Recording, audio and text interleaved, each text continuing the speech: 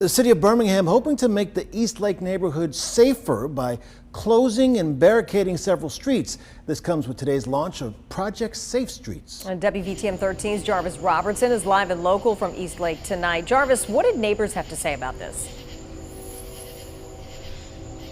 Well, Sherry, we got a mixed reaction here in the East Lake neighborhood. Some people, they're happy the city is doing something about crime. Others, they feel like these closed streets are causing them to find different routes, and they're certainly not happy about it. Now, on the city's website is this map. There are 18 road closures around the East Lake neighborhood, and right here behind me, you can see some of the reflective equipment and the barricades. Getting close up on it, this is concrete that has been painted. The city feels like this possibly could deter crime from happening right here in East Lake. They getting tired of all the crime around here, so they gonna do what they have to do. New barricades and road closure signs are in place around the East Lake neighborhood. It's all part of the Safe Streets initiative, slowing down and or preventing crime, something Antoine Parker is pleased to see.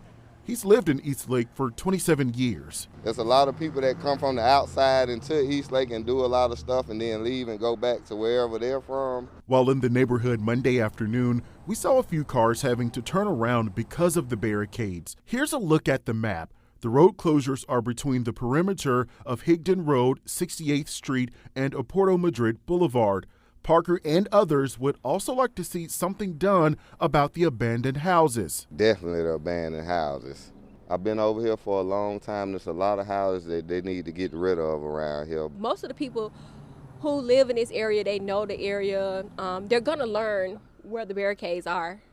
They're going to work around where the barricades are. Renee Robinson visits her grandmother in East Lake quite often. She's not necessarily against the barricades, but feels there could have been better options. I think they should have done speed bumps versus the barricades, so that'll at least slow people down.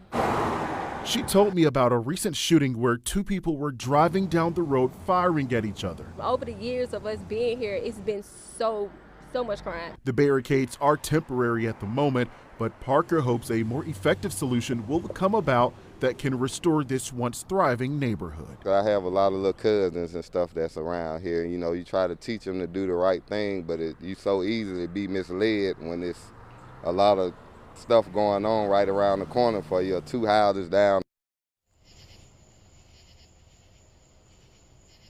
So a little bit later this month, the city, they will come out and make some changes to the barricades. They're going to make it look a little bit more community friendly. Now, later on in October, they're going to go back to the drawing board and reconsider if these should stay in place. Reporting live in East Lake tonight, I'm Jarvis Robertson, WVTM 13.